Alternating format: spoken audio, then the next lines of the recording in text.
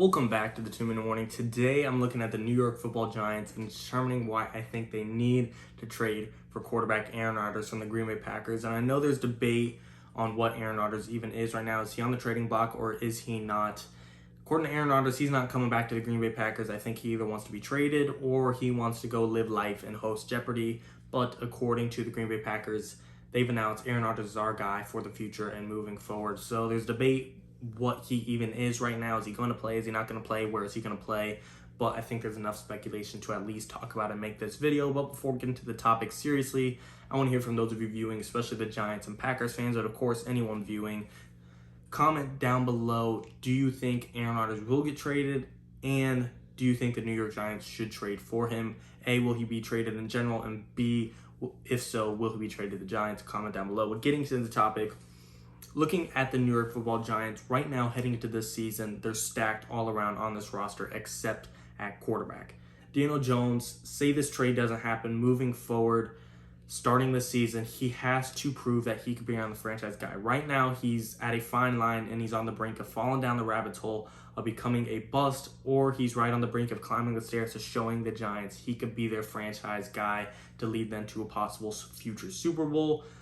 He's got the roster to do it. Looking at the receiving core, the Giants finally went out and got a number one wide receiver in Kenny Golladay, arguably the number one wide receiver on the free agent market. And behind him, you got a good duo in Sterling Shepard and Darius Slayton. You got a speedy wideout in John Ross. You have good tight ends in Evan Ingram and Kyle Rudolph. And you got a top 5 running back in Saquon Barkley coming back from injury.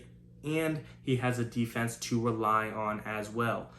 The secondary has Logan Ryan and Jabril Peppers holding down the safety positions, and the cornerbacks, James Bradbury, a good number one corner, is now accompanied by an athletic Adoree Jackson from the Tennessee Titans. And then looking at the pass rush, you have Leonard Williams as well holding up the front line. But even though the Giants lost Dalvin Tomlinson in free agency, they went out and drafted Azeez Ojulari from the University of Georgia. Excuse me on that pronunciation. I don't know if that's correct. But either way, Azeez Ojulari is what I'm going with, and he was a good pass rusher to sign for this New York Football Giants team that could have definitely used one. And on the offense as well, I should have mentioned Kadarius Toney. He was drafted out of the University of Florida to the New York Giants in the first round.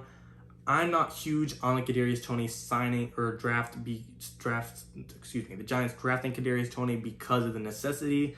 I go to the University of Florida, so I'm definitely rooting for Kadarius Toney. I think he's a great receiver and he has great upside and great talent. But I'm not sure he was the best team for the New York Football Giants just because they didn't actually need an extra receiver. Like I said, you got Kenny Golladay, Sterling Shepard, Darius Slayton, John Ross, Evan Ingram, Kyle Rudolph.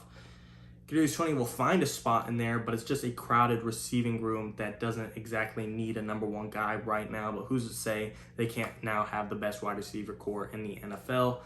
But looking at this team, Daniel Jones has the fortress around him to create success. It's just up to him.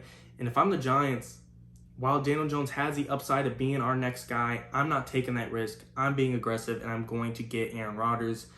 Giants in the NFL draft, Dave Gettleman, the GM, made 2 trades in the first rounds and second rounds. They traded back with the Bears so they could trade up in the first round, so they could trade up and draft quarterback Justin Fields. And then in the second round, they made a trade with the Miami Dolphins, and that resulted in the Giants now having 10 draft picks in the year of 2022. The following year, they got 1 in the 7th, 1 in the 6th, 1 in the 5th, but 2 in the 4th, 2 in the 3rd, 1 in the 2nd, and 2 in the 1st in 2022. A total of 10 draft picks in the following year, and that is a good amount of capital if you're trying to make a blockbuster trade for a quarterback like Aaron Rodgers. Determining what Aaron Rodgers is worth is kind of hard because he has the option to opt out of his contract in the following year. So there's a possibility you're trading for a 1-year guy.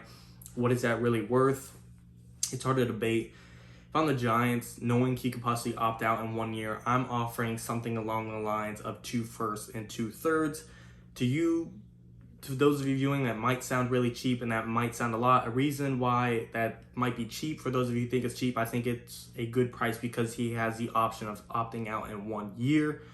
And the reason some of you may think it's expensive, you got to figure the San Francisco 49ers made a trade for Trey Lance, or number 3 overall pick, and they gave up 2 firsts and 2 thirds, and that was for a Trey Lance, who I believe in, and I do think he has a lot of talent. However, that was for a guy who isn't necessarily proven. Here we're talking about Aaron Rodgers, and it's pretty much the same trade-off for 2 firsts, 2/3, and Aaron Rodgers is very proven. He's the reigning MVP, so to me, that is totally worth it, in my opinion. 2 firsts and 2/3 sounds about right. Of course, I'm not a GM. I don't know the exact price. There'll be negotiations, and we have to assume the Giants or the Packers are even accepting offers, and for the Giants, I would throw in Daniel Jones as well. So the Packers have a quarterback room between Jordan Love and Daniel Jones, and has a hope that at least one of those two guys can hopefully turn things around and become the franchise guy once a quarterback battle has begun between Daniel Jones and Jordan Love.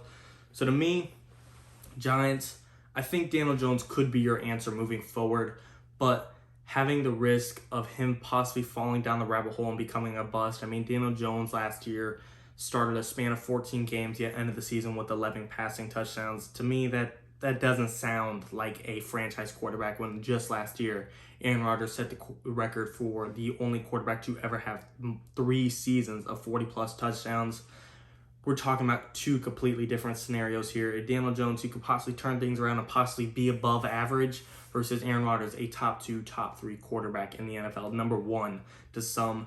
I'm making the trade if I'm the Giants, and at the bare minimum, if I'm not making the trade, I'm at least making the phone call and seeing how much he is going to cost. Is it going to cost us 4 firsts? Is it going to cost us 2 firsts? Is it going to cost us 1 first and a player? What is it going to cost us if I'm the Giants? I'm figuring it out now. I understand Daniel Jones could be the future, and I'm not a New York Giants fan, but I am rooting for Daniel Jones, and I hope he turns things around, like I'm rooting for Sam Darnold. I hope he, now with the Carolina Panthers, turn things around. I'm rooting for these young guys to possibly prove to the teams that they could be a franchise quarterback and help lead their team to success over the next decade to possibly 2 decades. We've got players playing 20 years now. Look at Tom Brady. I'm rooting for Daniel Jones in that aspect, but I'm just, from what I've seen so far, I'm not taking the risk. I'm being aggressive. Dave Gettleman, like I said, getting the nickname Trader Dave yesterday in the NFL draft, has so much draft capital that I think he's already planning in 2022 that if Daniel Jones isn't our quarterback, we now have enough draft capital to make a big trade, whether it be in the draft for a up-and-coming rookie or for another quarterback that might be on the trade block next year. There's a couple teams out there that the Packers, assuming they're trading Aaron Rodgers, there's a good chance they're not, I'm not sure, but assuming they're trading Aaron Rodgers, there's a couple teams out there that just, they got their franchise guy, they don't want Aaron Rodgers, they are locked in on their quarterback. Patrick Mahomes of the Chiefs, Justin Herbert and the Chargers, Tom Brady and the Bucs, Russell Wilson and the Seahawks, Josh Allen and the Bills, Lamar Jackson and the Ravens.